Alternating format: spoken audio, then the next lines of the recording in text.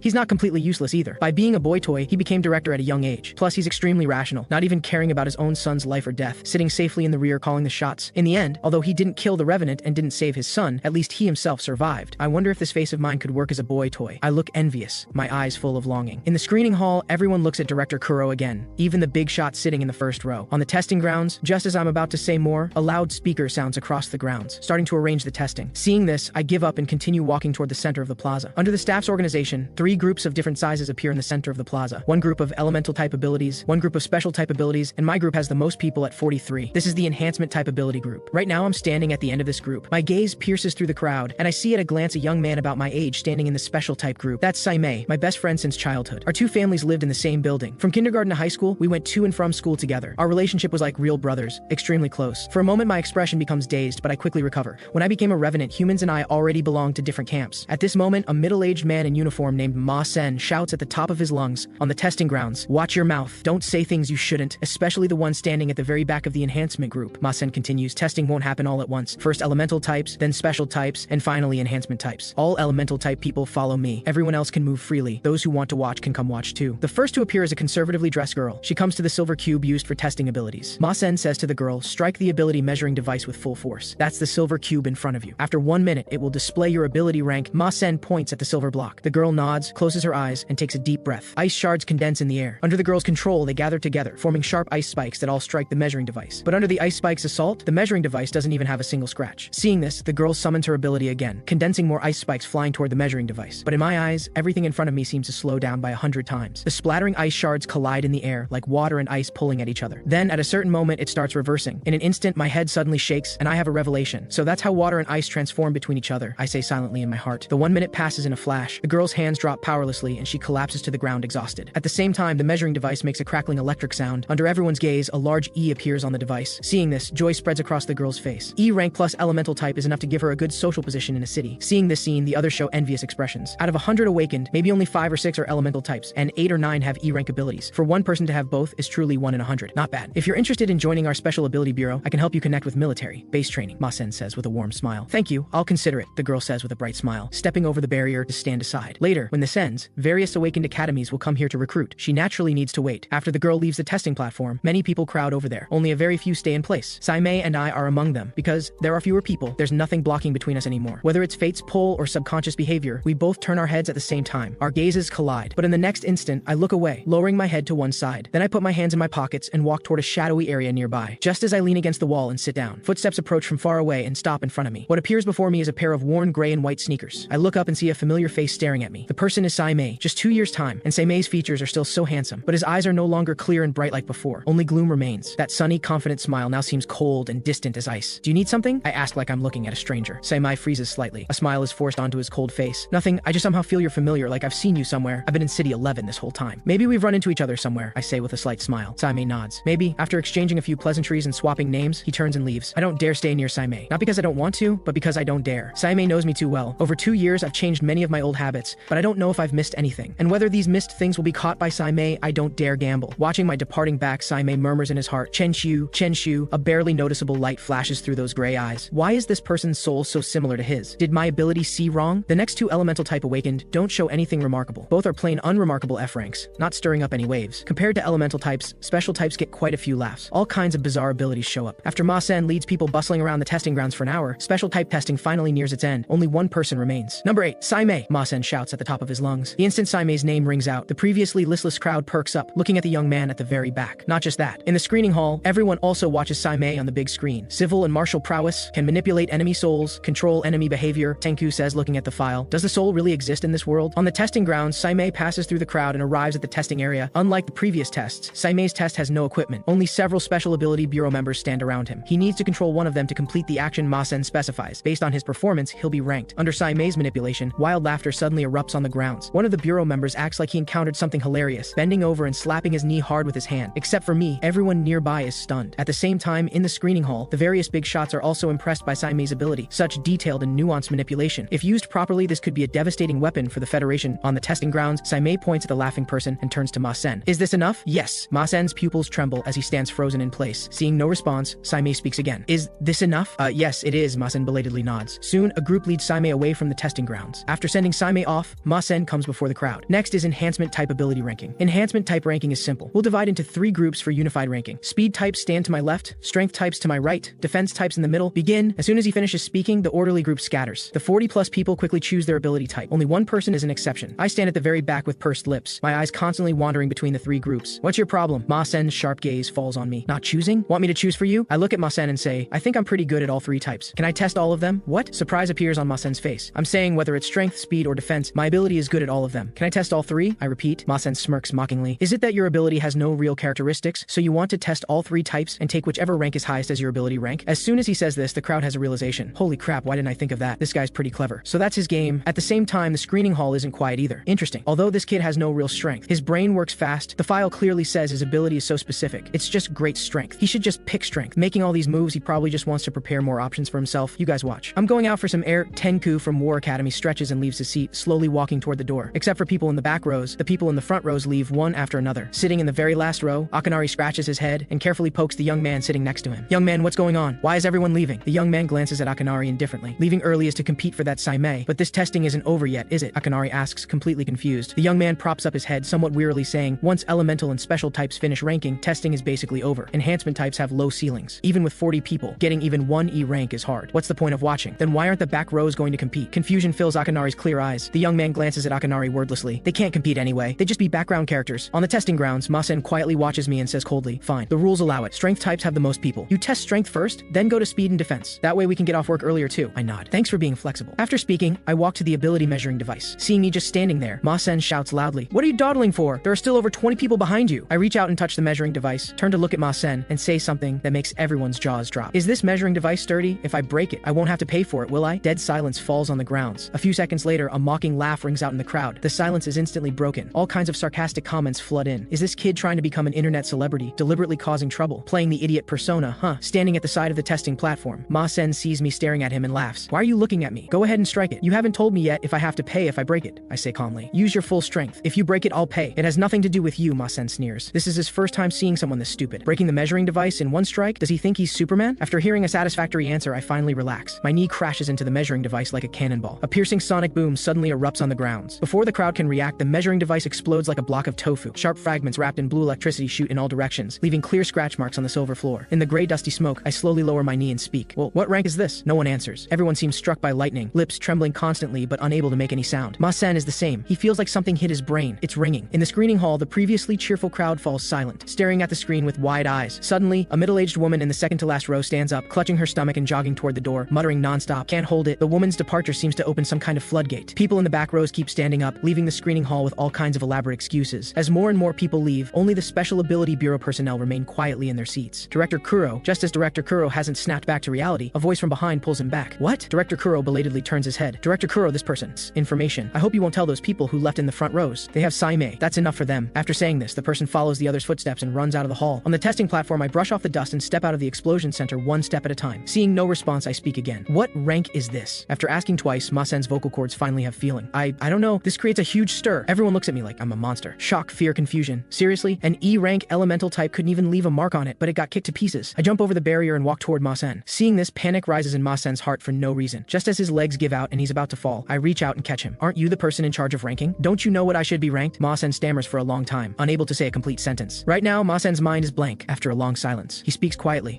I truly don't know. We need higher-ups to do the ranking. Ma-sen points skyward, forcing a smile onto his stiff face. With my current strength, if I wanted to join one of the big 4 academies, would it be difficult? I ask again. Hearing my words, Ma-sen's expression freezes, as if he heard something unbelievable. Seeing his reaction, my brow furrows slightly. Is it still kind of iffy? No! Ma-sen quickly shakes his head. If you're really tier 1, with this strength, it should be you choosing among the big 4, not the big 4 choosing you. Hearing this, a smile plays on my lips. I thought the big 4 academies would be really hard to get into. After all, online people say the big 4 are 1 in 10,000, only true geniuses can get in. I didn't expect that just testing my strength would let me pick freely. The bar is kind of low. Just as I'm about to ask about the 4 academies recruitment, a uniformed young man rushes over from the distance. After glancing at me timidly, he reports to Ma-sen, Chief, there are a lot of people gathered at the testing grounds entrance who want to see this person. The young man gestures with his eyes. Are they academy people? Ma-sen asks aloud. The young man nods. Seeing this, Ma-sen looks at me. Want to go see? Nothing better to do anyway. I'll go look. After speaking, I walk toward the plaza entrance. Right now, the plaza entrance is packed black with people. These people are shoulder to shoulder, body to body, looking at me like they're about to drool. Execute the plan. An old man standing at the very front of the crowd raises his arm forward. As soon as he finishes speaking, 2 black shadows shoot out from the crowd, rushing straight toward me. Looking at the 2 people charging at me like bandits, wariness flashes through my narrowed eyes. My hand hidden in my sleeve unconsciously clenches. A gust of wind blows past. 2 tall, middle-aged men stop in front of me. Before I can speak, one of the men reaches out both hands with a grin, gripping my hand tightly, saying excitedly, You're even more handsome in person than on screen. Hello, I'm the recruiting officer for Nancy Academy in City 11. Hello, I'm the recruiting officer for Genraku Academy in City 11. The other person also leans in. Hello? I belatedly nod. Over 40 academies are all waiting to talk with you. Let's go. We'll find a quiet place to have a good chat. It's too noisy here, not convenient for talking. At the same time, the 2 walk to my sides and forcibly lift me up. Time is money. We'll carry you. Don't be afraid. After speaking, their feet alternate rapidly. Like the wind, they carry my completely confused self toward the plaza entrance. Although I'm somewhat confused, I don't resist. If I wanted to leave, no one could stop me. When the 3 of us reach the plaza entrance, the crowd blocking the door parts. The path is completely clear. All the Special Ability Bureau people step aside. This sudden series of events makes my head spin a bit. I look at the man beside me with suspicious eyes. Are you guys really Academy recruiters? I kind of feel like you're kidnappers. Don't be nervous. We're not kidnappers. If we were kidnappers, why would those Special Ability Bureau people turn a blind eye to us? The man says while running and laughing, then continues, Don't worry. Everything we're doing is for your own good. Absolutely no malicious intent. I guarantee it on my character. Seeing the man's sincere and determined eyes, I temporarily put down my suspicions. Soon, the group gets me into a spacious bus. After the last person boards, the driver steps on the gas and speeds away from the Special Ability Bureau entrance. At this moment, inside the Special Ability Bureau, a large group of people walks through the screening hall entrance. These people are exactly those who left the screening hall earlier. Everyone Tenku just recruited. Hey? Tenku walks into the screening hall beaming, about to brag. What greets him are only empty seats. Only the Special Ability Bureau side still has some people sitting. Hey, where'd everyone go? Is testing over? Joichi following behind asks with confusion. Are you blind? Don't you see the screen is still running evaluations? Probably some C or B rank enhancement type appeared. While talking, they return to their previous seats. Director Kuro's group very tactfully stays silent. After all, no one wants to offend people. At this moment, Joichi, who just sat down, turns to look at Director Kuro. Director Kuro, what ability rank attracted them all? Looking at the file, there doesn't seem to be any particularly special enhancement type ability.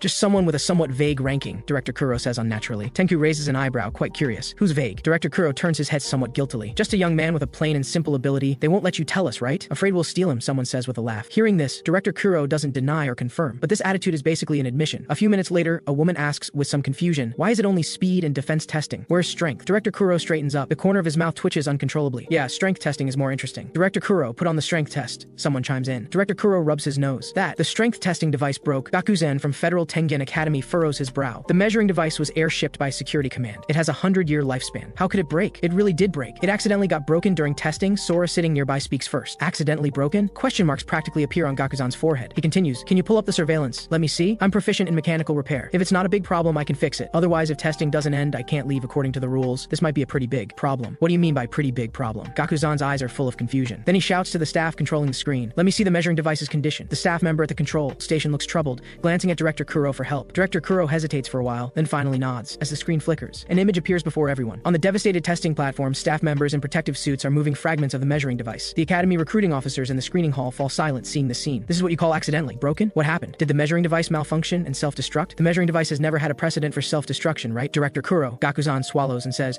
are you sure this wasn't bombed, but was accidentally destroyed by someone? Director Kuro's expression becomes unnatural. It really was accidentally destroyed by someone. Gakuzen suppresses his shock and shouts again to the staff controlling the screen. Let me see who broke the measuring device. This is bizarre. A tier 1 testing actually made the measuring device explode? Show it. Director Kuro nods. He's hidden it until now. He's done his best. The big screen flickers again. My testing footage appears on the big screen. Then everyone watches me kick the measuring device to smithereens with one knee. Everyone is stunned. Academy recruiting officers all have wide eyes, sitting frozen in place. Burning gazes all fall on Director Kuro like a pack of starving wolves. Joichi asks, Director Kuro, where is that person now? Director Kuro shivers from the stairs but still says with a stiff expression, gone. Gone? Joichi furrows his brow. Taken away by Academy officers other than you all. Director Director Kuro says somewhat timidly. Hearing Director Kuro's words, all the recruiting officers present are indignant. All kinds of cursing erupts. On the other side, in the Kasei Hotel penthouse suite, I sit on the soft leather sofa. Within a meter around me, it's packed with people. Some sitting, some standing. But one thing they have in common. Everyone has a brilliant smile on their face. I'm a bit confused. Why did we drive from downtown to the suburbs? This really isn't kidnapping? I say hesitantly. How could this be kidnapping? Have you ever seen kidnappers tie someone up in a penthouse suite and treat them to good food and drink? Someone immediately refutes. True, doesn't seem like kidnapping, I say thoughtfully. Are you afraid I'll be recruited by other academies? So you brought me here? Hearing this, everyone's smiles become somewhat strained. Is the Shobu Academy officer here? I ask, looking down. No response. Is the Eternal Night Academy officer here? No response. Then is there even one academy in the top 10? Still no response. My expression darkens. I get up to leave, but a man grabs my arm. Kid, small academies have their advantages. Listen to what we have to say. You're not losing anything. If you're satisfied, that's great. If not, we'll send you back. Understanding your options never hurts. Hearing this, I think for a moment standing there, then sit back down. I look at everyone, then talk. Everyone's faces light up. They pull on my arm and start chatting. Think about those top-ranked academies. Don't they have lots of geniuses? If you enter those academies, will you be unique? Will the academy treasure you like a gem? Exactly. They won't treasure you, but we will. If you come, you'll be the academy's treasure. All resources are yours. Everyone can serve you. Think about it. Can the Big Four do this? Except for teaching quality, we can't compete, but everything else we can give you better. Whatever revenant beast you want to eat, as long as the academy has it, it's all yours. No limit. If you come to Genraku Academy, you don't need to live in student dorms. You live in a villa with your mentor. You can live with whoever you want. They're all making empty promises. Let me talk about something concrete. An hour from now, in the future, when you and your wife have children, you won't need to worry about schooling at all. The houses in the first high school district are all our academy's assets. Just then, knocking sounds from the door. The previously noisy room instantly falls silent. I, who was listening drowsily, look toward the door. Did those people find us? No way. I made the bus transparent, didn't I? Yeah, even if they could find us, it wouldn't be this fast. Everyone quietly discusses, but no one gets up to open the door. I know you're all inside. Open the door and let me join the fun, a young voice says from outside. People in the room look at each other. One person gathers courage and asks, who are you? Seishin Academy, Ritsuka. The young man outside says calmly. Hearing this name, everyone freezes in place. If you don't open up, I'm going to force my way in. The young man's voice carries a hint of mockery. Hearing this, a young woman standing near the door turns the handle. I look at the middle-aged man following behind Ritsuka and ask curiously, Akanari, how did you get here? Akanari smiles somewhat awkwardly at everyone, then looks at me. I came with this young man. That's right, I brought Akanari here, the young man says with a radiant smile, then continues, let me introduce myself. Seishin Academy, Ritsuka. Ordinary citizen Shiraki Rin, I say, reaching out to shake hands with Ritsuka. Under my deep gaze, barely noticeable wariness flashes. My sixth sense tells me this young man with a gentle smile is strong. Very tricky. Oh my, what a coincidence. Same surname, Ritsuka says with a kind smile, then looks at the others in the room. Are you all done talking? If you're done, it's my turn. The huge room falls silent. Seeing no one speak, Ritsuka unceremoniously sits beside me. Never heard of Seishin Academy? Ritsuka says. I nod with confusion. Logically, an academy that can make these people so afraid should be top-ranked in the Federation, but I've never heard of this so-called Seishin Academy. Ritsuka doesn't seem surprised. He opens his mouth to explain. Seishin Academy isn't a traditional academy, so it's not included in the Awakened Academy rankings. Plus, the academy isn't located in any city. Naturally, few people know about it. Not a traditional academy. Confusion appears in my expression. At this moment, an old man sitting nearby sees my expression and explains, Seishin Academy is an academy with only a 32% graduation rate. The low graduation rate isn't because the coursework is difficult, but because most people don't live to the day they get their diploma. Seishin Academy firmly believes that only by hovering on the brink of death can a person's full potential truly be unleashed. So they encourage slaughter, encourage competition. All resources must be fought for. Whoever is strongest becomes the teacher. Whoever is strongest makes the rules. That's the so-called Seishin Academy, an academy above Federation law. In the room, I look at the old man with confusion. How can the Federation allow an academy to be above the law? Before the old man can speak, Ritsuka speaks first. Graduates from Seishin Academy are geniuses among geniuses. They all hold important positions in the Federation. This generation's security command director came from Seishin Academy. The previous Federation president also came from Seishin Academy. Hearing Ritsuka's words, I suddenly understand. No wonder it can be above the law. Turns out everyone at the top is one of their own. Although Seishin's environment is harsh, if you're strong, it becomes paradise. Ritsuka looks at me. How about it? If you want to go, come find me in room 3012 downstairs. After speaking, Ritsuka leads Akanari and leaves the room directly. I sit in the chair thinking for a long time, then say to everyone in the room, I'm sorry everyone. Although the conditions you're offering are generous, I think Seishin Academy suits me best, because only by getting stronger as fast as possible can I survive well. Thanks for your hospitality. I stand up, give everyone a polite nod, then leave the room. I come to the room number Ritsuka mentioned and knock on the door. Ritsuka opens the door and looks at me with a grin. Hee, I knew you'd come. Come in. Afterward, we discuss Seishin Academy's enrollment process. Ritsuka tells me that Seishin Academy doesn't let you join just by being invited. You need to complete the academy's entrance exam. As for what the exam is, naturally someone will notify me when the time comes. After communicating with me about enrollment, Ritsuka tosses a black room key on the table. If there's nothing else, I'm leaving. After all, I came here on a mission. Oh right, stay here the next few days. You made such a big scene at the Special Ability Bureau. Your place probably won't be very peaceful. Avoid the attention here. Takeda and your brother Aoba are already on their way to pick them up. Thanks, I say. No problem. Ritsuka casually waves his hand and leaves the room. A while after Ritsuka leaves, Akanari brings Takeda and Aoba before me. Rin, congratulations. When you make it big, remember to visit the Public Safety Division. I've delivered them, so I'll head out first, Akanari says with a smile. Wait, Akanari. I quickly reach out and grab Akanari's arm. It's almost noon. Have a meal and rest before you go. I can't let Akanari leave. If he leaves, Takeda will have no restraints when scolding me. That's not really appropriate. Akinari says somewhat awkwardly. Takeda looks at Akinari with a gentle expression. You brought us here. Us treating you to a meal is appropriate. Yeah, let's eat together. I looked it up online. This hotel's rooms on the 30th floor and up get free meals. It'd be a waste not to eat. I give Aoba a look. The two of us very cooperatively pull Akinari into the room. Takeda also follows in with a gloomy expression. To prevent the room's atmosphere from getting too heavy, I turn on the TV and play a comedy movie. As I expected, with Akinari's restriction, Takeda indeed doesn't throw a fit. At the table, the TV playing the movie suddenly flickers. A professionally dressed female host appears on the screen. Hello everyone, I'm Yoka, External Affairs Officer for the Special Ability Bureau's Intelligence Division. I'm sure you all already know about the Revenant that appeared on Roku Bridge. This Revenant killed the 4th Action Team, then took hostages and retreated to the bridge. Because the bridge's surveillance was all destroyed at the time, we don't have video from the bridge. But we've invited the Operational Commander Sora to recreate the situation for everyone. The burly Sora appears on screen, saying seriously, hello everyone, I'm Sora, commander of that operation. Let me describe what happened at the time. At that time, Sora's expression is heavy, his eyes full of fear and pain. We deployed sea, land, and air forces, completely surrounding this Revenant. We thought we could eliminate it, but we severely underestimated this Revenant. It directly killed the hostages. Enraged, I gave the elimination order. Helicopter missiles poured out. Facing these terrifying missiles, this Revenant just laughed. It directly grabbed a missile with its hand, crushed it with bare hands, completely unharmed. The other missiles were also imprisoned mid-air by water currents and exploded in place. This explosion directly destroyed Roku Bridge. Just as I was about to command the troops to launch a second attack, I saw a scene I'll never forget. Sora falls silent. He supports his forehead with his hand. After half a minute, he speaks. Planes and hovering tanks made of water currents surrounded us completely. We had no way out. We were lambs waiting for slaughter. Just when I thought the Special Ability Bureau would be completely wiped out, that Revenant smiled mockingly, slapped me a few times, and said something I'll never forget. Killing you all is no fun. I want humanity to live in my shadow. After saying this, it turned into countless raindrops and vanished. By the end, Sora's voice trembles uncontrollably. Finally, he just sits down on the ground with a thud. Sitting in front of the TV, I widen my eyes. What the hell? This is what I did? This is total nonsense. At this moment, Takeda and Aoba both look in my direction at the same time. Is our Rin's strength really this outrageous? Absolutely terrifying. This Revenant is actually this powerful, Akinari exclaims, putting down his chopsticks. It probably isn't that powerful. Feels kind of exaggerated, I say, feigning calm. On TV, after Sora is helped away, host Yoka says calmly, the Special Ability Bureau has already reported this Revenant's information to Security Command. Security Command's Disaster Assessment Division has already completed the disaster assessment for this Revenant. Everyone, please look. The electronic screen behind her lights up. My appearance and information from that time appear on the screen. Number 096, Disaster Water. Disaster level, high threat. Ability level, above tier 5. Location, City 11. Although this Revenant is extraordinarily powerful, please don't panic. Security Command has already accepted this high threat disaster. A team will arrive soon to eliminate it. If you discover traces of disaster water in the city, please contact the Special Ability Bureau immediately. Goodbye. The TV screen flickers. The movie continues playing normally. The room, however, is abnormally quiet. I press my lips together. On the surface, I'm calm, but inside, I'm in turmoil. This is way too ridiculous. Right now, I'm only tier 3 approaching tier 4 in strength. How can they assess me as above tier 5? That's not even the worst part. The worst is this high threat disaster classification. These 4 words carry too much weight. It's not that I'm scared. It's just that the high threat classification will be very troublesome. Putting everything else aside, just the hydro manipulation ability is basically disaster water's living trademark. I can't use it casually. After all, Security Command's intelligence investigation capabilities are extremely formidable. High threat, Akinari stands up. City 11 has a high threat disaster. Public Safety Division is probably going crazy right now. I need to get back. After saying this, Akinari doesn't even wipe his mouth and is about to leave. I get up and see Akinari to his car. When I return to the hotel room, I see Takeda looking angry. You little punk, are you a kangaroo or what? Just as Takeda is about to open his mouth and scold, I put my finger to my lips in a shushing gesture and point at the wall. Walls have ears. That's what I'm trying to convey. Takeda glares at me viciously, then sits back in the chair, speaking without restraint in an unfamiliar environment. If no one discovers it, that's fine. But once discovered, we won't be able to survive in human society. Takeda isn't stupid. Naturally, he knows what's important. Afterward, we chat about everyday things in the hotel. Takeda tells me that ever since I participated in the ability test, the area around the fried rice shop has been packed with reporters and academy recruiters. No choice. Their fried rice shop can only temporarily suspend business. Through Aoba, I learned that City 11's several high schools, to relieve pressure on senior students preparing for exams, organized a bonfire party. The party location is set at Hokuo Mountain. The time is exactly April 16th, circled on the inn's calendar. This also shows that the mysterious person at the inn's target wasn't me, but 4th High School. What kind of person would secretly monitor 4th High School, and specifically circle April 16th on the calendar? Only one possibility. Someone with ulterior motives. As for whether this person is an awakened protecting students, or a revenant wanting to slaughter students, I don't care. I only care about one thing. To make a move on several thousand students, doesn't that mean April 16th at Hokuo Mountain might have a large number of tier 1 and above beings appearing? The palace wall carvings need coloring. I need slaughter. Hokuo Mountain might be a stepping stone to increase my strength. In the hotel room, I hold a cup of coffee, sitting by the floor-to-ceiling window, quietly waiting for the time to do the part-time job at Hokuo Mountain. After Aoba's persistent arguing, I finally agree to bring him along. After leaving a note for Takeda, the two of us head to the pickup point for security transport vehicles. On the wide roadside, 5 buses that haven't started yet are parked here. Wearing a mask, I see the scene and show a hint of confusion. I ask Aoba beside me, are all 5 buses for picking up security guards? How should I know? Let's go ask, Aoba mutters, leading me to one of the bus doors. Name? A hoodlum crouching by the bus asks without looking up. John Lee. This is my brother Jack Lee, Aoba says with a smile, pointing at me. Because I'm too famous, Aoba used fake names when registering information. I'm wearing a mask for the same reason. As for why I don't change my appearance, it's not that I don't want to, but that I can't. City 11's downtown area has basically full surveillance coverage. My figure will be constantly exposed to surveillance. Even if I change my appearance, there's no way to truly hide. If someone really wants wants to investigate, following the trail they can definitely find some clues. Since that's the case, might as well casually cover up and be open about it. On Hokuo Mountain, if I encounter revenants, I'll openly reveal my true face and eliminate them. If I encounter awakened, I'll find a chance to kill. The mountain doesn't have much surveillance anyway. As long as I don't leave traces, it's fine. The hoodlum looks at his phone screen, finds my name, and says, "Found it. Get on the bus and wait. We leave in 10 minutes. Okay, thanks," Aoba responds, leading the way through the bus door. Just as I'm bending down to enter the door, a heart-palpitating chill rises from the soles of my feet. My movement pauses for a moment, but quickly returns to normal. I calmly follow Aoba and sit in the empty seat in the very last row. I look down out the window. My brow furrows unconsciously. Since getting on the bus, my heart has been beating faster for some reason, as if my body senses some danger. Hee, the part-time job I found is pretty good, right? They even pick us up and drop us off, Aoba says, nudging me with his elbow. I cross my arms and shrink inward. Aoba's the best. In City 11, you're unmatched. Suddenly, my voice stops abruptly. My pupils contract sharply. I turn my head toward the opposite row of seats. There, a scholarly-looking young man wearing half-frame glasses sits by the window, bored and scrolling through short videos. Just now, I sense someone glance at me. That feeling is very familiar, just like that gaze at the inn. Aoba notices my abnormality and asks with confusion, "What's wrong?" "Saw a familiar friend." I'm going to say hi. I casually brush it off, then sit down beside the young man. The young man glances at me with surprise, then continues looking at his phone as if nothing happened. I just stare at the man from beside him for over 10 minutes, until the bus departs. The young man's face shows a disgusted expression. He says quietly, "I'm not gay." I grin. "I'm not gay either." "Then why do you keep staring at me?" The young man pushes his glasses without turning his head. "Because you were peeking at me too," I say with slightly curved eyes. "Did you forget about the inn?" As soon as I say this, the young man's hand scrolling through videos pauses for a moment, but his expression doesn't change at all. He puts down his phone and looks at me with confusion. "What inn? Am I brain damaged to go to a hotel with a guy?" I remain calm and ask in a low voice, "Let me ask you, what does the April 16th you circled at the inn mean? What are you planning to do at Hokuo Mountain? Are you sick? What circled April 16th? What am I doing at Hokuo Mountain? I'm doing a part-time job." "What I'm doing," the young man says without courtesy. "Do you think I can't kill you, Revenant?" My expression gradually turns cold. I reach out and grab the young man's hand, then directly cut it with my fingertip. The young man's pupils tremble. He clenches his fist to pull away, but my hand is like a crab's claw, immovable. 2 seconds later, the skin around the bloody mark wriggles slightly. In the blink of an eye, it's completely restored. Only the bright red blood proves this wasn't an illusion just now. "Looking at your strength, you're just tier 2. What right do you have to lie in front of me? Answer whatever I ask. Understand?" I smile brilliantly. The young man's lips curve. "Are you from the Special Ability Bureau or Security Command?" A trace of contempt flashes through the young man's eyes. The moment the words slip out, dozens of gazes converge on me. My heartbeat also accelerates at this moment. Hearing my heartbeat, the young man smiles with satisfaction. "Your heart's beating so fast, I can hear it. Looks like you don't know anything. You're just a brute who happened to come here. You take your money. We do our thing. We mind our own business. Don't try to cause trouble. Otherwise, even if you have top-tier tier 3 strength, you'll still die," the young man says with a mocking smile, pulling his hand away and continuing to scroll through short videos as if nothing happened. But what the young man doesn't know is that an accelerated heartbeat has 2 meanings. One is fear, the other is excitement. In this excitement, you can even see a trace of barely perceptible madness. After driving for half an hour, the bus finally reaches the mountaintop. With the drivers shouting, people get off one after another. This is an open-air parking lot. Next to the parking lot is a 6-story hotel. After getting off, the over 200 people are led by a middle-aged man to an open area. I stand with Aoba at the very back of the crowd, constantly surveying the others. That gaze is like looking at walking experience packs. "Rin, what happened on the bus just now? Why were you suddenly stared at by so many people?" Aoba asks quietly with his head down. "Of the 40+ people on the bus just now, more than half are revenants. They're all in the same group. I offended one revenant, so the other revenants looked at me," I say lightly. "Oh, so they're revenants. No wonder." "Wait, what?" Aoba turns his head in shock. I nod calmly. "Don't be nervous. They're not that powerful. But there's a revenant who can sense my strength, yet he's not panicking. That's quite intriguing." While we're chatting, the person at the very front sees everyone has arrived and shouts through a megaphone, "Get your hotel room key and security uniform from me. After you get them, go back to the hotel to rest. When it's time, someone will come get you." Most people's rooms are on floors 1 through 3. Only very few are assigned to the 6th floor. Aoba and I are assigned to 628 on the 6th floor. It's a double room located at the westernmost end of the hallway, also the farthest from the stairwell. After dealing with all sorts of miscellaneous things, everyone gradually leaves the parking lot. Aoba and I don't linger outside. We go early to our assigned room. The room's layout is standard, double bed plus a bathroom. I lie on the bed quietly looking at the ceiling, as if thinking about something. At this moment, Aoba speaks. "For crying out loud, why didn't you tell me earlier there were so many revenants here?" I sit up and say with a laugh, "Didn't I tell you? You insisted on coming yourself." Aoba stammers for a long time, unable to say anything. Finally, he sighs helplessly. "Forget it, Rin. Let's get out of here before they make a move. Maybe there's still time." "Sure, go to the window and see if there are people around the hotel," I say, pointing at the window. Aoba looks toward the window doubtfully. A few seconds later, his expression changes from skepticism to shock. Just as I said, at the hotel's perimeter wall, every 100 meters or so, several idle youths are crouching. The 5 buses probably had over 200 revenants. Besides these, there are other revenants present. As for how many, I don't know. If we want to get out, battle is unavoidable, I say calmly. Hearing this, Aoba's face pales. He stiffly backs up a few steps and sits on the bed. I don't pay attention to Aoba. I say to myself, "Aoba, what do you think they're gathering so many revenants for? It probably isn't as simple as killing and eating people or getting revenge on society." The more I think about it, the wider my smile becomes. Aoba on the side gets paler the more he listens. At the same time, in a certain room on the hotel's first floor, a dark-skinned, burly man lies shirtless on the soft bed. 2 scantily clad women kneel on either side of his knees, trembling as they massage the man's thighs. "Help me relax properly. Maybe if I'm in a good mood, you'll get to live," the man says, reaching out to put his hand on one woman's thigh, kneading it freely. Suddenly, knocking sounds. "Come in!" the man shouts toward the door. The door slowly opens. A scholarly-looking young man walks in. This person is exactly the one who sat beside me earlier. The burly man looks at the newcomer and asks in a low voice, "Bansei, what's going on?" Bansei doesn't answer. Instead, he glances at the 2 women kneeling on the bed. The man sits up impatiently Finally, grabs the dagger from the nightstand and slashes it across both women's throats. Crimson blood sprays out, and the two women collapse onto the floor like rag dolls. Kenji, everyone's been settled in, Bansei says respectfully. Kenji nods with satisfaction. Good. After this, we proceed according to the plan. Let the brothers rest up tonight. We might have a tough fight with New World Organization ahead. Bansei frowns slightly. I thought we were cooperating with New World this time. We're only cooperating to open the sealed vault. Who gets what's inside depends on strength. Otherwise, why would we gather so many forces for something as simple as opening a box? Why would Boss Bayman personally get involved? Kenji explains calmly. I see, Bansei nods, then tells Kenji about his confrontation with me on the bus. Kenji's eyes instantly sharpen. Is he from Security Command? Does he know about our operation? Bansei squints and shakes his head. He has no idea what we're doing. He acted recklessly, unlikely to be from SSIG. Plus, he's timid. Our guys just glared at him and he shut up. Kenji relaxes. Where is he now? I put him in room 628. Bansei points upward. If he's not from SEC, then everything's fine. Take the brothers on floors 1 and 2 to meet Boss Bayman. I'll handle the hotel guests with the others, then join you, Kenji instructs. At this moment, completely unaware, Aoba and I are slurping instant noodles in our hotel room. Time quickly approaches 5:30 in the afternoon. Rin, some of the security guards left. We should go too, Aoba says, standing by the window and pointing at the hotel entrance. They said they'd notify us when it's time. They haven't said anything yet. Why are you in such a rush? I say casually from the bed. Aoba runs over anxiously. I mean, we should blend into the crowd and sneak out halfway. Who wants to work this crappy job? Why do you keep treating everyone like idiots? Are they villains who lose their brain cells when they meet the protagonist? We can't just sit around, waiting to die, Aoba says helplessly. Who says waiting is the same as sitting around waiting to die? I roll off the bed and walk to the window, looking down. Looks like they're not planning to let us play after all. Just then, a terrified scream echoes from downstairs. That scream is like a match lighting a fuse. Suddenly, screams and fighting erupt throughout the entire hotel. What? Aoba's face turns pale instantly, his body going rigid like a tightened bowstring. Rin, can you fight them? He asks in panic. I turn around and start to say, I can, but my voice cuts off mid-sentence. I look down at my bare arms. The pale skin is covered in goosebumps, my body's warning system. Meanwhile, on the 6th floor hallway, people hearing the commotion cautiously open their doors and peek out. What's happening downstairs? I don't know. There shouldn't be mountain bandits these days, right? Could there be revenants in the hotel? At those words, the hallway falls silent. Everyone's faces turn deathly pale. A young man says nervously, I'll check the stairwell. He carefully opens his door and inches toward the stairs, hands against the wall. Be careful, his girlfriend calls out timidly from their room. The man turns back and gives her a reassuring smile. Don't worry. Before he can finish, everyone watches in horror as a tongue extends all the way to the stairwell and pierces straight through the man's head. Getting here early has its advantages. A sinister voice echoes from around the corner. A beautiful young woman appears before everyone, mouth open, green saliva dripping from her lips. Honey, the girlfriend screams at the top of her lungs. The woman, Mizuki, looks over. The next second, her tongue shoots out like a racing horse, piercing a small hole through the door in front of the screaming woman and going straight through her heart. If you love each other so much, how could I let her die alone? Mizuki says mockingly. It's a revenant. People finally snap out of their daze and slam their doors shut. Mizuki's lips curl into an enticing smile. She sways her hips toward room 601. Are you hiding? I'm coming to kill you. Inside the room, hearing the voice outside, the middle-aged mother hides her 6-year-old daughter under the bed. Little you, be good. Don't make a sound. If you're quiet, Daddy will take you to the amusement park every day. She presses her face against the cold floor, gripping her daughter's small hand tightly. She smiles, but tears keep falling onto the floor. Mommy, I'm scared. The girl stammers. Don't make a sound. No matter how scared you are, don't. The mother releases her daughter's hand and runs to the bathroom, slamming the door shut. A few seconds later, Mizuki kicks the room door open and walks in. When she reaches the bathroom, the closed door suddenly swings open. The mother lunges out, swinging a mop at Mizuki's head. Pathetic. Mizuki pulls her finger out of the mother's skull and sneers. Under the bed, the little girl can't see their full figures. She only sees her mother's feet appear, then fall. Mom! The girl can't help but cry out. Just as she tries to cover her mouth, wet footsteps approach. When the girl turns her head, she finds herself staring at half of Mizuki's face as she leans down. Oh, there's a pretty little girl here too. Just as Mizuki reaches for the girl, heavy footsteps sound from the doorway, interrupting her. At the entrance to room 601, I walk in with my hands in my pockets, kick the corpse blocking my way, and approach the crouching Mizuki, looking down at her. Shiraki Rin? Surprise flashes in Mizuki's eyes. Am I that famous? Even revenants know my name, I ask, surprised. Before I finish speaking, Mizuki's tongue shoots out like a bullet. Just as it gets within 10 centimeters of me, I tilt my head, and it grazes past. I grab her tongue and swing hard, throwing Mizuki out of the room and smashing her against the hallway wall. This revenant isn't the one giving me goosebumps. She's only tier 2. Mizuki gasps for air, eyes full of shock. How is City 11's most talked about person suddenly here? Before she can think it through, she tries to stand and run toward the stairwell. A large hand slams her head directly into the wall. After pinning her head, my other fist hammers into her jaw. The sound of shattering bone echoes as Mizuki's jaw is completely destroyed. Intense pain makes her limbs convulse uncontrollably, whimpering sounds escaping her throat. Revenants can regenerate, but that doesn't mean they don't feel pain. I'm asking you, what's your purpose on Hokuo Mountain? Why are you here? How many of you came? What's your strongest fighter's level? My expression is ice cold. A few seconds later, her injuries heal. She glares at me viciously and threatens, do you know whose woman I am? Let me go. Shut up. I press down hard, crushing her head into a faint blood mist. After dealing with Mizuki, I follow the sounds to the stairwell. Right now, the narrow stairwell is packed with revenants like a swarm of angry bees, charging toward the 6th floor. They're covered in blood, eyes filled with greed and bloodlust, glaring at me viciously. I frown and attack immediately. In an instant, 7 or 8 revenants are on the ground. The others finally realize something's wrong and shout backward, fall back. Everyone fall back. There's a tier 3 here. Back off if you don't want to die. Under these shouts, the crazed revenants finally regain their senses and retreat to the 5th floor hallway, staring at the stairwell entrance with fear. I step through the blood and slowly appear before them. Isn't that the A-rank awakened Shiraki Rin? What's he doing here? I ignore their questions, my sharp gaze passing over the crowd to the end of the hallway. Kenji steps out of a room there, blood still on his lips, staring staring at me intently. Interesting. Killing intent surges in Kenji's eyes. He pushes through the revenants in his way and walks toward me. From the distance, I smile slightly. A revenant who can make me feel threatened. I'm curious and excited. Though this isn't the final battleground I'd planned, there's no harm in testing things out. With that thought, I move, shooting forward like an arrow, charging at the revenant in the hallway. I'm like a wolf among sheep, effortlessly reaping their lives, cutting through them with ease. But the easy slaughter doesn't bring any joy to my eyes. Instead, confusion grows stronger. Last night in my dream, when I visited the inner palace, the second stone mural's coloring was nearly 70% complete. Logically, after killing so many revenants, my third ability should have awakened by now. So why don't I feel anything? But I don't have time to think deeply. A chill runs down my spine. In a split second, I gather all my strength in my calves and dodge to the side. Through the gray dust, Kenji pulls back his fist and looks at me like a predatory wolf. Not bad. A tier 3 dodging my punch. You're not bad either, making me retreat. I smile, but my eyes are full of vigilance. My strength is high tier 3, approaching tier 4, but this man is a solid tier 4, and not a weak one at that. Kenji lets out a low, sinister laugh. Suddenly, he flashes forward, tearing through the air and swinging his fist at me. Facing this attack, I pivot on my toes, turning my back toward the end of the hallway, casually raising my arms in front of me. The moment we collide, I kick backward with both feet, using his force to send myself flying backward, while dissipating the impact. Not good. Kenji instantly realizes what's wrong, but when he reaches out to grab me, it's too late. Seeing I'm about to crash through the hallway window, I shout toward the upper floor. Aoba! Shattered glass sprays outward like exploding bubbles. At the same time, Aoba, who's been crouching on the 6th floor, grits his teeth and jumps down, landing perfectly on my back. We crash straight onto the roof of a car below. That scared me to death. Aoba clutches his chest in fear. It's not over yet. Hold on tight. I look ahead calmly. A man and a woman stand there, staring at me with cold eyes. Peak tier 3 too? A smile plays at my lips. Using my sixth sense, I roughly gauge their strength, about the same as mine, evenly matched. Just then, Kenji appears at the 5th floor window, looking down at me with sharp eyes. Why are you here? I smile lightly. I'm here on behalf of Security Command to say hello. The instant those words leave my mouth, I use absolute control, concentrating all my strength in my legs and charging past the pair into the undeveloped forest. Standing at the 5th floor window, Kenji hears this and points in my direction, roaring, "Chase them!" Then Kenji leaps from the 5th floor, pursuing us. Kenji has no choice. What I said might be a lie, but it might also be true. He can't afford to gamble. I carry Oba through the trees, making the revenants behind us suffer. Kenji watches my retreating figure and orders the two beside him. You two lead teams in a C-formation encirclement. Remember, our goal isn't to kill him. Just don't let him get down the mountain. Once Boss Bayman activates the barrier, we leave. Understood? The pair exchange glances and run off in different directions. Deep in the forest, I'm breathing heavily, sweat beading on my forehead. Rin, why are you running this way? Aoba asks, completely confused. No surveillance here. Even if I expose my revenant abilities, it's fine. Aoba, use your nose to sniff out where the air is more humid and point me in the right direction. You're not planning to fight all of them, are you? Aoba sounds shocked. How could you possibly win? You don't even know their abilities. I grin, a flash of crimson in my eyes. Fortune favors the bold. Surviving desperate situations is what makes things interesting. If I always play it safe, how boring would my path forward be? At this moment, the madness suppressed deep inside me is fully exposed. After hearing my words, Aoba hesitates for a moment. 10 o'clock position, I nod, come to a sudden stop, and tell Aoba, you run toward 2 o'clock. Why? Aoba scratches his head. Am I too inconvenient to carry? You run that way. I'll draw their attention. With your ability, you should survive. Good luck. I wave and run in another direction, leaving Aoba standing there alone, bewildered. After leaving Aoba, I return to my normal speed. Whenever I pass large trees, I kick them down. The huge commotion draws everyone's attention in the forest. After running for over 10 minutes, I finally find what I've been longing for, a small stream. It's not even 2 meters wide, less than a meter deep, but it's enough for me. Hydro manipulation essentially means playing with water freely, but there needs to be water present. Though I can transform my own body into water, that's a bit taxing. Basically, using it too much makes me dizzy. I toss my phone into the grass nearby and jump directly into the stream. The instant I enter the water, I disappear completely, leaving only my clothes twisted on the riverbed. A few minutes later, Kenji arrives at the stream with dozens of people. Kenji, there are clothes in the water, someone shouts, pointing at the stream. Kenji moves in a flash, reaching into the water and pulling out a pair of underwear. Looking at the wet underwear in his hand, disgust flashes in his eyes. He tosses it back into the water. His companions also jump into the water, pulling out various articles of clothing. These are his clothes. What's he trying to do? Even if he wants to escape along the stream, there's no need to take off his underwear, right? Someone says. Kenji looks puzzled, glancing between the stream and the dark mountain path ahead, unable to decide. Boss, let's keep chasing forward. The rear is surrounded by our people anyway. He can't possibly sneak away. Kenji nods in agreement. You're right, but leave a few people here. I have a feeling Shiraki Rin might come back for his underwear. Transformed into water and hiding in the stream, I'm completely speechless. What the hell kind of insane logic is that? Though, Kenji's not wrong. I actually do need to come back for my underwear. After Kenji finishes deploying his people, he quickly leaves, leaving only 3 to monitor the clothing. We have to guard clothes. The guy ran away. Who'd come back for clothes? A young man walks to the stream, bored, tossing stones into the water. Just then, 3 water droplets shoot up from the surface. Before the 3 can react, the droplets pierce straight through their foreheads. After they die, I burst from the water surface, returning to my original form. I walk to one corpse, strip off his security uniform, put it on myself, and use disguise to take on his appearance. With a thought, I manipulate the stream to drag all 3 bodies into the water and grind them into blood mist. In the dark forest, 50 revenants are carefully searching for my trail. Leading them is the man from downstairs earlier, Akihiko, a peak tier 3 revenant. Help! A terrified cry for help suddenly rings out in the silent forest. Stay alert! Akihiko raises his arm. The revenants behind him immediately stop and tense up, staring toward the sound. Soon, a panicked figure bursts out of the forest. forest. His clothes are torn and tattered everywhere, fresh blood covering his entire body like a zombie from a movie. Isn't that Daichi? Wasn't Daichi with Kenji? How did he end up like this? People murmur anxiously. When only a few dozen meters remain, whether tripping or losing strength, Daichi suddenly pitches forward, his face smashing onto a rock. The crisp sound of breaking bone and tearing flesh echoes. When Daichi shakily props up his upper body with his hands, his face is already a bloody mess. But a few seconds later, those injuries heal before everyone's eyes, leaving only the blood. Help! Daichi reaches out toward Akihiko at the front. Akihiko flashes forward, grabbing and pulling him up. Weren't you with Kenji? How'd you get like this? Where's Kenji? Daichi catches his breath, then tells them everything that happened. Well, the first half is accurate. The rest is completely made up by me. That's right now Daichi is me in disguise. While the three of us were guarding the underwear like Kenji ordered, that guy who was with him suddenly jumped down from a tree and attacked without warning. He's a tier 2 awakened. The three of us together were no match. I'm the only one who escaped alive. At this point, I lower my head in shame. After all, being a deserter isn't glorious. Akihiko hears this and angrily kicks me to the ground. Idiot! Don't you have a walkie-talkie and signal flare? I point at my clothes pitifully. By the time I could break away from the fight to use them, they were already broken. I had no choice but to run back for help, lead the way. Everyone follow! Akihiko shouts. Hearing his roar, I shakily stand up and lead everyone forward. The stream isn't far from here, but only if you walk in a straight line. If I don't interfere, it'll take this group 3 times as long to find it. I can't allow that. I need to defeat them one by one before Kenji catches on and awaken my third ability. Only then will I have a chance in the real fight. Under my guidance, the group soon reaches the stream. Akihiko walks to the water's edge and observes the surroundings, confusion in his eyes. You said there was a fierce battle here? Why aren't there any signs of fighting? Just as I'm about to say something, a water droplet suddenly materializes in midair and pierces straight through my forehead. My eyes go wide as I topple over stiffly. This sudden turn of events shocks everyone present, even Akihiko. Hey, what's wrong? Akihiko kicks me with his foot, but I don't respond. A revenant crouches down, brushes aside the hair on my forehead, and finally discovers a tiny hole in the center of my forehead. Seeing this, his pupils contract. He looks up, stammering, He seems to be dead? Akihiko crouches down. When he sees the small hole in my forehead, his pupils shrink to pinpoints, killing someone right in front of him without anyone noticing. How is that even possible? The next second, Akihiko shouts nervously, "Stay alert! Defensive formation!" The 50+ revenants immediately scatter, and at this very moment, I strike. Water droplets dense as rain shoot toward everyone. The sound of tearing flesh echoes continuously. In an instant, only Akihiko remains on the battlefield. Watching his companions fall one by one, Akihiko's eyes bulge with rage, just as he's about to pull out the signal flare from his chest. A water column half a meter wide surges from the stream like a dragon, slamming into him and sending him flying. Both his signal flare and walkie-talkie are destroyed in the impact. Bastard! Akihiko roars in fury. Right now, he has only one question. Why would a high-threat disaster be here? And why would it ambush him? Does this make any sense? Lying on the ground, I frown, not feeling any joy from the successful ambush. Why hasn't my third ability appeared yet? I ask myself. Finding no answer through thinking alone, I split part of my consciousness and enter the inner palace. I step forward and place my hand on the stone mural, confusion written across my face. Strange. The coloring is completely finished. Why can't I feel the third ability? Last time, didn't I awaken hydro manipulation right when the coloring finished? Has something changed this time? I close my eyes, searching through my memories, trying to find what I missed when I awakened hydro manipulation. Outside, Akihiko has completely lost it. Disaster water, come out, hiding in the shadows and killing people. Are you worthy of your high threat designation? Getting the scared after, killing 50+ revenants? A mocking voice comes from behind Akihiko. Who? Akihiko whirls around in shock. Suddenly, he freezes as if seeing something terrifying. Anyone who's been a revenant knows, once your mind's eye is pierced, you die permanently and cannot regenerate. Right now, watching Daichi, whose forehead was clearly pierced, slowly standing up, Akihiko stumbles backward in terror. Daichi, you should be dead. Cut me up until I can't regenerate, then I'll naturally die. I raise my arm and beckon to Akihiko. Akihiko swallows hard. What are you? Where's disaster water? I don't answer his question. Instead, I flash above Akihiko and swing my fist at his face. Get lost! Akihiko roars like a wild beast. His fist swells up as if inflated, and he fearlessly swings back at me. Our fists collide. Terrifying shockwaves explode outward with us at the center. Die! A savage grin spreads across Akihiko's face as his other hand strikes toward my ribs at a vicious angle. Facing such a tricky attack, I remain calm and say one word lightly, solidify. The instant the word leaves my mouth, crack, crack, crack. The sound of freezing echoes from Akihiko's body. A thin layer of ice spreads across him at visible speed. The ice slows his movement by half a beat. In that split second, my left hand becomes a blade, tearing through the air and slashing at Akihiko's neck. His body falls straight down, while I hold only his head. You've got quite the strength. Made my whole arm go numb. I shake my arm while using my will to control water droplets to block Akihiko's regeneration. Water element, ice element, immortal core. What are you? Akihiko's voice trembles. He's never seen a revenant with 2 abilities who can also survive a pierced mind's eye. I don't know either, but if you must have an answer, call it a miracle. I'm a miracle, I smile faintly. A miracle, Akihiko mutters, a self-mocking smile on his face. Facing death, he actually calms down, no longer showing his earlier madness. I'm asking you, what's your purpose here? Who's your strongest fighter? How many of you came? Answer honestly, and I might let you live. Let me live? Akihiko laughs bitterly. I may be a coward, but I'm not stupid. I know so many of your secrets. How could you possibly let me live? Surprise flashes in my eyes. Then die? Wait, I didn't say I wouldn't talk. You do something for me, and I'll tell you. Akihiko hurriedly stops me. Delete my browser history and my cloud storage downloads and saves. Delete them, and I'll talk. I stay silent for a few seconds, then nod and pull a phone from Akihiko's pocket. The password, just delete it, Akihiko says urgently. I shake my head. From inside my jacket, I pull out a signal flare I'd prepared earlier and fire it right in front of Akihiko. A red light shoots toward the night sky. Akihiko's eyes leave the flare and turn to me disbelieving. Are you insane? I smile innocently and speak slowly. Before they arrive, tell me everything. If what you say doesn't satisfy me, or if they get here before you finish, I pause, waving Akihiko's phone in front of his eyes. Not only will I not delete what you mentioned, I'll post it all online and tell your family, friends, and teachers. I'll make you famous across the Federation. Hearing this, Akihiko's face goes pale. Blood gushes from his mouth in large amounts. I remember your password very clearly. Just a reminder, you don't have much time. Akihiko's pupils tremble constantly. Though furious enough to grind his teeth, he finally relents. On Hokuo Mountain, there are currently 2 revenant forces from No Man's Land, the Underworld Syndicate, where I belong, and New World Organization. Both are top-tier powers in No Man's Land. I raise an eyebrow. I hadn't expected No Man's Land to have organized revenant forces, much less ones called the Underworld Syndicate. Akihiko continues. The reason we came to Hokuo Mountain is because a few months ago, New World discovered a sealed vault in the cursed lands of No Man's Land. Do you know what cursed lands and sealed vaults are? I shake my head. You don't know? Surprise fills Akihiko's eyes, but he still carefully explains. In No Man's Land, the rules in certain areas have somehow become twisted. For example, drinking water doesn't quench thirst. You have to eat dirt. Running faster actually makes you slower. These places also give birth to beings beyond normal comprehension. They're like the original inhabitants of these areas, adapted to all the rules, and incredibly powerful. These are called cursed lands. As for sealed vaults, they're special mystic devices for storing items, but they can only store mystic essence. Once you close the lid of a sealed vault, opening it becomes difficult. You have to follow the vault's own rules. For instance, some require being submerged in water for a year, others need to be struck with a blade 10,000 times. All sorts of strange conditions. Only after completing them can you open it. That's a sealed vault. I nod in understanding. I see. But there's one thing I don't get. Why would cursed lands have sealed vaults? Using creatures from cursed lands or certain strange plants and fruits can enhance the physical body. So many awakened venture into cursed lands seeking advancement. But cursed lands are double-edged swords. Even powerful awakened risk death there, if they face certain death, and don't want their mystic essence falling into enemy hands. They store it in a sealed vault, Akihiko explains. Hearing this, I smile, my eyes brightening in the darkness. Interesting. So what are the rules for the sealed vault on Hokuo Mountain? Akihiko says gravely. Kill 10,000 people in front of the vault. Before this, New World had already completed 4,000. To finish the remaining 6,000, New World approached the Underworld Syndicate with a cooperation proposal. Since the Underworld has some influence in City 11, they proposed that Underworld members organize this bonfire gathering, while New World handles completing the vault's requirements. Afterward, they take the mystic essence, and all the corpses go to us. I laugh softly. By your account, the Underworld doesn't need to lift a finger. Just sit back and profit. But looking at your massive operation, this looks like a fight brewing. Mystic essence has mysterious and unpredictable abilities. The Underworld naturally wants to compete for it too. As for this operation, I don't know how many people New World brought or who their strongest is, but I know about the Underworld. Close to 300 revenants, with at least 10 at tier 3. The strongest is called Bayman. That's just his code name, of course. I don't know his specific ability or exact strength. I only know he's incredibly powerful. Reverence flashes in Akihiko's eyes, his expression growing more serious. Compared to that big guy earlier, my eyes sharpen. Kenji? Akihiko sneers. One move, maybe? At those words, my expression instantly grows serious. I can't even face Kenji head on right now. If this Bayman can take down Kenji in one move, how terrifyingly strong must he be? How am I supposed to seize the mystic essence? Thinking this, I take a deep breath and stare into Akihiko's eyes. One last question. Where on Hokuo Mountain is there a satellite phone? City 11 border checkpoint. At this moment, at City 11's border checkpoint, a heavily armored truck is approaching the gate. The people in the vehicle are members of Security Command's High Threat Elimination 14th Action Team. All passengers, please exit the vehicle for inspection. A voice announces over loudspeakers from all directions. The door slowly opens. 2 men and 1 woman step out, all wearing matching camouflage combat uniforms, standing with military posture. The woman leading them is Yu, 31 years old, a member of SEC's High Threat Elimination 14th Action Team, and the person in charge of this operation. After verification, the 3 drive a pickup truck away from the checkpoint, disappearing into the vast night. At the same time, at the checkpoint's main intersection, Special Ability Bureau jeeps are parked on both sides of the road. Kuroke and his group wait anxiously for the team coming to eliminate number 096 disaster water to arrive. Kei leads his people to greet them immediately. On Hokuo Mountain, by the stream, I lean lazily against an old locust tree. Blood drips slowly from my fingertips. Finally, they're here. Just then, over 50 revenants arrive nearby. The young woman leading them, Kennedy, raises her arm, stopping everyone from advancing. Everyone stop. Don't approach when their flashlights illuminate the stream. A chill runs from everyone's feet, straight to the top of their heads. Before their eyes lie over 50 corpses of revenants. Kennedy stares at the bodies by the stream with grave eyes, her breathing involuntarily quickening. Over 50 revenants, including peak tier 3 Akihiko, dead just like this without anyone noticing. Was this New World's doing? Or you? Under the old locust tree, I raise an eyebrow and open my eyes, looking toward Kannade's group with surprise. I'd thought they'd rush over recklessly. Seems I underestimated their caution. Since I can't ambush them, I'll just fight head on. A faint crimson flashes in my eyes. Kannade, there's someone there, someone says warily. Kannade backs up a few steps and orders, shine your flashlights that way. Instantly, countless white beams converge on me. Daichi? Kannade, that's Daichi, Kenji's follower, says a man with a sharp monkey-like face. Why is he here? Isn't this Akihiko's team? Kannade mutters, then shouts at me, Daichi, get over here. Okay, I respond calmly and stride forward, quickly reaching a position 10 meters from the group. Just as I try to get closer, Kannade raises her hand to stop me. She looks me up and down. I'm asking you, what happened here earlier? Why are you the only one who survived? How did they die? I smile faintly and say nothing, continuing to walk toward Kannade. What are you doing? Kannade backs away step by step. I'm going to kill you all. I flash forward, my fist swinging at Kannade. Just as my fist is about to strike her, she suddenly opens her mouth. Bang! The sound of a shattering skull echoes across the area, but the one who dies isn't Kannade. It's a male revenant. I pull back my fist and turn to look at Kannade, now standing several meters away, still shaken. Right now, the space around Kannade seems to distort for a moment. The next second, a fist flies toward the back of my head. I engage my core, twisting my upper body to the side. The hair at my forehead grazes past Kannade's fist. Your ability is quite interesting, swapping positions with others. Almost got me there. I smile. I hope you stay this relaxed. Kannade sneers, her fists raining toward me like ocean waves, but she can't touch me. Such impressive technique. Truly truly a sight to behold, I praise her. But to Kanede's ears, this is pure mockery. What are you all standing around for? Attack together, Kanede shouts. Now she finally understands why Akihiko's group was wiped out. This person's ability is disguise. He first killed Akihiko through a sneak attack, then effortlessly eliminated the others. As for his identity, Kanede has already figured it out. Besides New World, who else would have reason to do this? The combined assault of over 50 people, plus Kanede's occasional dirty tricks, means that even though I can use absolute control over my body, I still take considerable damage. But for a revenant, these injuries are nothing. Various flashy abilities keep piercing my thighs, arms, and chest, yet my face shows no pain, only near maniacal excitement. The intense agony stimulates my brain repeatedly, making my movements faster and my observations more precise. Conversely, the revenants attacking me grow more desperate. Is this guy immune to pain? Is he a robot? Not only does he not feel pain, he's getting faster. Just as I'm gradually gaining the upper hand, Kanede leaps into the air, her red lips parting. I suddenly feel my vision blur. When I come to my senses, I'm no longer on the ground but in midair, maintaining a kicking posture. That's right, Kanede used her ability to swap positions with me. Our offensive and defensive positions have completely reversed. How will you dodge this time? Viciousness flashes in Kanede's eyes. Her arm, like an eagle's talon, grabs my ankle in a reverse grip and yanks me violently toward the ground. Interesting. I raise an eyebrow, an imperceptible smile playing at my lips. As my head enters Kanede's attack range, her legs rain down on my skull like a storm. For a moment, everyone believes my death is certain, even Kanede. The instant we make contact, my head splits open. But what sprays through the air isn't blood, it's clear water. How is this possible? Kanede's eyes widen, countless questions flooding her mind. What is this water? Before she can think of an answer, water droplets shoot out like bullets in all directions. Before anyone can react, the droplets pierce straight through their foreheads. One by one, they collapse to the ground. In just a few seconds, only Kanede and I remain on the battlefield. The extreme tension and exhaustion have left Kanede completely drained. Facing my attacks, she has no strength to resist. She can only use her ability to keep swapping positions with corpses on the ground, buying time and waiting for Kenji to arrive. Right now, Kenji is rushing toward the stream at high speed. In just a minute or two, he reaches where the signal flare was fired. When he sees this horrific scene by the stream, Kenji's massive frame trembles violently. He stares blankly at the carnage before him. Dead. How are they dead? Kenji's voice shakes. In the distance, when Kanade sees Kenji's figure, she grabs onto it like a lifeline, shouting at the top of her lungs, "Kenji!" Hearing the shout, Kenji finally snaps back to reality. But it's already too late. The moment Kanade started calling for help, her evasion rhythm showed a flaw. My fingers pierced through Kanade's arms and stabbed through her mind's eye. At this moment, a fist carrying tremendous force grazes past my back. The terrifying power directly tears through my clothes, leaving a long bloody gash across my body. But Kanade isn't so lucky. Her head explodes into blood mist. Kenji crashes into the ground like a small mountain. I thought you'd take a while longer. Didn't expect you to be so fast for such a big guy. I rip off the tattered shirt hanging from my body, revealing my muscular upper torso. Kenji asks with a dark expression, "Who are you? Why did you kill my people? Didn't we just fight each other earlier? Don't recognize me anymore?" I say with a smile, simultaneously returning to my original appearance. Kenji says in disbelief, "You killed all these people? What's wrong? Think I couldn't do it?" I tilt my head, looking at Kenji with a half smile. "You're only tier 3. You shouldn't have the ability to kill them all. Call out your accomplices," Kenji says, his eyes scanning the surroundings. My arms are attached to my own body. Whether I'm capable or not, you'll know if you try. The moment I finish speaking, my eyes sharpen like a hunting python, and I lunge forward. Kenji's eyes narrow as he raises his elbow and charges straight at me. After one strike fails, I don't waste time. I pull back my fist while raising my knee toward Kenji's groin, forcing him to defend and giving me a chance to escape. Dozens of meters away, I look at Kenji gravely. Though I can manipulate all the strength in my body, how could I compare to a solid tier 4? No wonder Kanade died at your hands. You've got some skill. Kenji grins savagely, clenching his fists and charging at me. The two of us fight like wild beasts through the forest. Kenji's attacks grow fiercer, and I can only dodge desperately, avoiding injury. Through the gray dust on the battlefield, I shoot forward like a dorsal fin on the ocean surface, charging at Kenji. Foolish. Kenji shows a cunning smile. My fist stops just a dozen centimeters from Kenji's face, unable to advance or retreat. His hand clamps around my wrist like a vice. How very cautious of you. Kenji reveals a triumphant smile. My expression remains calm. Just as I'm about to transform my fist into water and pierce Kenji's mind's eye, he does something that completely confuses me. Kenji grips my hand and twists it, interlacing our fingers together, then shouts loudly, "Lifelink, activate!" In this instant, I feel as if a connection forms between Kenji and me, like an invisible thread linking us together. After doing this, Kenji immediately retreats, stopping several dozen meters away. I look at him in bewilderment. "Why'd you stop fighting?" Kenji shakes his head mysteriously. "Didn't you ask around about my ability before fighting me? If I knew everything clearly, the fight would be boring," I say in a low voice.